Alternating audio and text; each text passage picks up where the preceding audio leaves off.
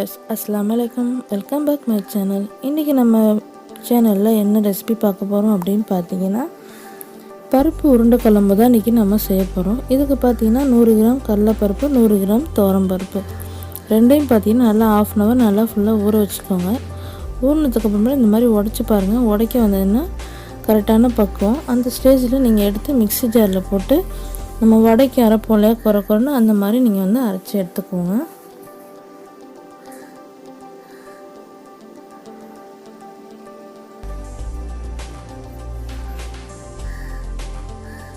இப்போ பாருங்கள், பருப்பு ஃபுல்லாக நம்ம சேர்த்துட்டோம். இது கூட பார்த்திங்கன்னா ஒரு பச்சை மிளகாய், 1 டீஸ்பூன் பார்த்திங்கன்னா நான் மிளகுத்தூள் சேர்த்துருக்கேன். இது கூட கொஞ்சமாக சோம்பு நம்ம சேர்த்துடலாம்.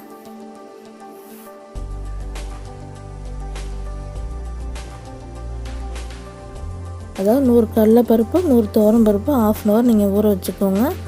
அதுக்கப்புறமேட்டு மிக்ஸி ஜாரில் சேர்த்து ஒரு பச்சை மிளகாய், 1 டீஸ்பூன் சோம்பு, 1 டீஸ்பூன் பார்த்திங்கன்னா மிளகுத்தூள், கொஞ்சமாக தேவையான அளவு உப்பு, ½ டீஸ்பூன் பார்த்திங்கன்னா இஞ்சி பூண்டு, இதெல்லாம் சேர்த்து நல்லா மிக்ஸி ஜாரில் தண்ணி சேர்க்காமல் நீங்கள் அரைச்சிக்கோங்க.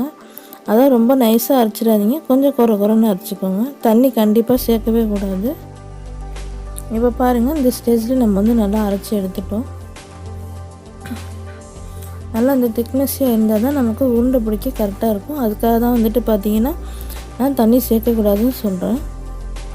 இது கூட பார்த்திங்கன்னா 1 கப் அளவு பார்த்திங்கன்னா நான் தேங்காய் சேர்த்துருக்கேன்.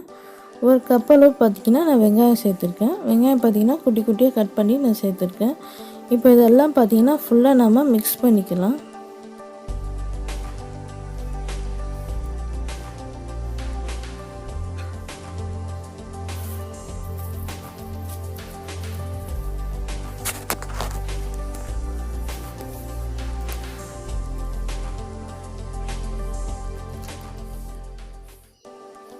இப்போ பாருங்கள், தேங்காய், வெங்காயம், பருப்பு எல்லாம் பார்த்திங்கன்னா நல்லா ஒன்று போல் நல்லா மிக்சிங் ஆகிடுச்சு. இப்போ இந்த ஸ்டேஜில் இந்த மாவு எடுத்து இதே போல் நீங்கள் உருண்டை பிடிச்சி வைக்கணும். இப்போ பாருங்கள், நான் பிடிச்சி காட்டுறேன் பாருங்கள்.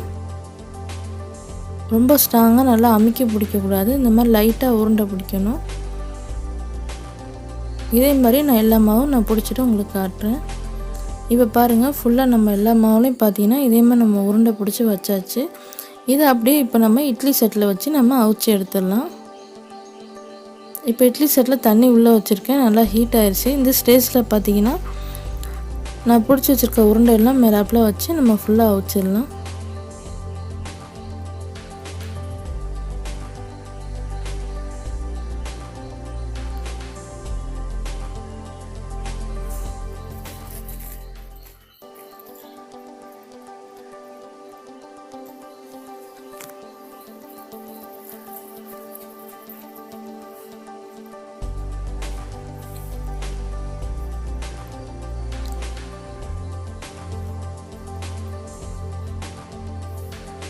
நம்ம மூடி போட்டு ஒரு 10 நிமிஷம் நல்லா வேக வச்சாச்சு. இப்போ நல்லா வெந்துடுச்சு.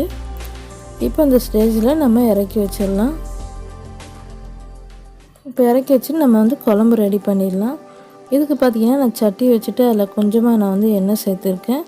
தாளிக்கிறதுக்கு பார்த்திங்கன்னா கொஞ்சம் வெந்தயம், கொஞ்சம் சோம்பு 2 போட்டு நல்லா வெடிக்க விடுங்க. அதுக்கப்புறமேட்டு பார்த்திங்கன்னா கருவேப்பிலையும் போட்டு நல்லா வெடிச்சதுக்கப்புறமேட்டு பார்த்திங்கன்னா வெங்காயம், தக்காளி, அதாவது ஒரு வெங்காயம் ஒரு தக்காளி போட்டு ஃபுல்லாக நல்லா வதக்கிக்கோங்க.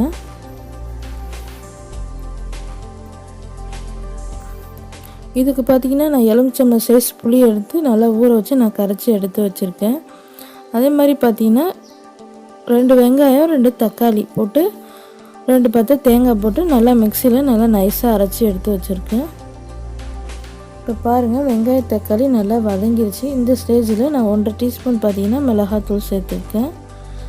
4 டீஸ்பூன் பார்த்திங்கன்னா குழம்பு மிளகாத்தூள் நான் சேர்த்துருக்கேன். அதாவது மல்லித்தூள் நான் சேர்த்துருக்கேன். 1 டீஸ்பூன் பார்த்திங்கன்னா தனி மிளகாத்தூள் நான் சேர்த்துருக்கேன். 4 டீஸ்பூன் பார்த்திங்கன்னா மல்லித்தூள். இது ரெண்டையும் சேர்த்துட்டு நம்ம வேணுங்கிற அளவு நம்ம தண்ணி சேர்த்து மசாலாவுடைய பச்சை வாசனை பிரிஞ்சு போயிட்டு நல்லா எண்ணெய் விட்டு வரட்டும்.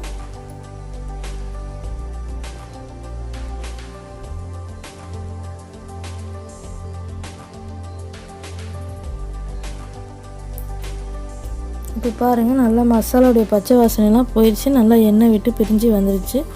இப்போ இந்த ஸ்டேஜில் நம்ம கரைச்சி வச்சுருக்க புளியை நம்ம இதோட சேர்த்துடலாம்.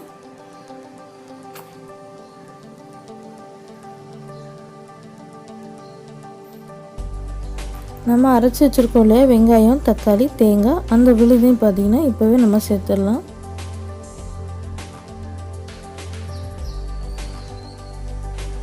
ஃபுல்லாக நம்ம சேர்த்துட்டு நல்லா கலக்கி விட்டுக்கோங்க. நல்லா கலக்கி விட்டுட்டு உப்புலாம் போதுமான்னு பார்த்துட்டு நம்ம மூடி போட்டு நம்ம கொதிக்க வைக்கலாம்.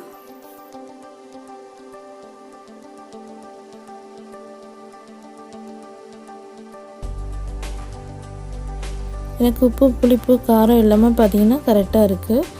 இப்போ நல்லா கலக்கி விட்டுட்டு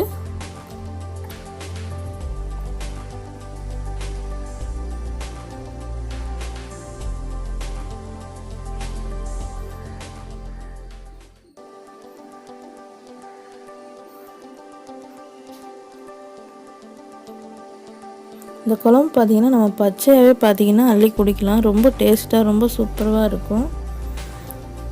இப்போ பாருங்கள் நமக்கு 5 நிமிஷம் ஆயிடுச்சு, கொதி வந்துடுச்சு. இந்த ஸ்டேஜில் பார்த்திங்கன்னா நம்ம எடுத்து வச்சுருக்கோம் இல்லையா பருப்பு உருண்டை, நம்ம இட்லி செட்டில் வச்சு வேக வச்சுருக்கோம் இல்லையா, அந்த உருண்டை எடுத்து நம்ம சேர்த்துடலாம்.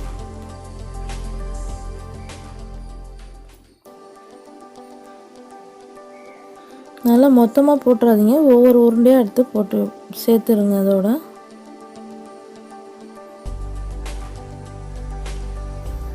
நம்ம அடுப்பில் வேக வச்சு நம்ம எடுத்து போகிறனால உருண்டைகள்லாம் பார்த்திங்கன்னா உடையாது. அது உள்ள பார்த்திங்கன்னா அந்த உப்பு, புளி, காரம் எல்லாம் பார்த்திங்கன்னா நல்லா சேர்ந்துடும். நம்ம வேக வைக்காமல் அப்படியே சேர்த்தோன்னா பருப்பு வந்து உருண்டையெல்லாம் பார்த்திங்கன்னா நல்லா உடஞ்சிரும். நம்ம வேக வச்சு நம்ம சேர்க்குறனால பார்த்திங்கன்னா எந்த உருண்டையும் பார்த்திங்கன்னா உடையாது. நான் கொதிச்சதுக்கப்புறமேட்டு காட்டுறேன் பாருங்கள். எல்லா உருண்டையும் அப்படியே முழுசாக இருக்கும் பாருங்கள். நம்ம உருண்டையெல்லாம் போட்டோன்னே பார்த்திங்கன்னா நல்லா உள்ளே போயிடும். கொதிச்சோடனே பார்த்திங்கன்னா உருண்டையெல்லாம் பார்த்திங்கன்னா மேலாப்லேயே வந்துடும். அந்த ஸ்டேஜில் வந்து நீங்கள் ஆஃப் பண்ணிக்கோங்க. இப்போ பாருங்கள் 10 நிமிஷம் ஆயிடுச்சு, நான் ஓப்பன் பண்ணி காட்டுறேன். இப்போ பாருங்கள் உருண்டெல்லாம் நல்லா கொதித்து மேலாப்பில் வந்துடுச்சு. அவ்வளோதாங்க, நம்மளுடைய பருப்பு உருண்டை குழம்பு ரொம்ப சூப்பராக ரொம்ப டேஸ்டியாக ரெடி ஆயிடுச்சு. ஃபைனலாக பார்த்திங்கன்னா நம்ம கொத்தமல்லி தூவி ஆஃப் பண்ணிட வேண்டியதுதான். என்னுடைய வீடியோ உங்களுக்கு பிடிச்சிருந்ததுன்னா என்னுடைய சேனலை லைக் பண்ணுங்கள், ஃப்ரெண்டோட ஃபேமிலியோட ஷேர் பண்ணுங்கள்.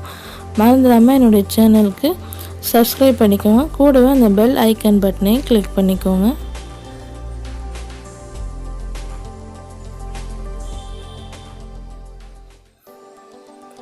இதுக்கு வந்துட்டு பார்த்திங்கன்னா சைடிஷே தேவையில்லை, இந்த உருண்டையை தொட்டுக்கிட்டே நீங்கள் சூப்பராக சாப்பிடலாம். ரொம்ப டேஸ்டியாக இருக்கும்.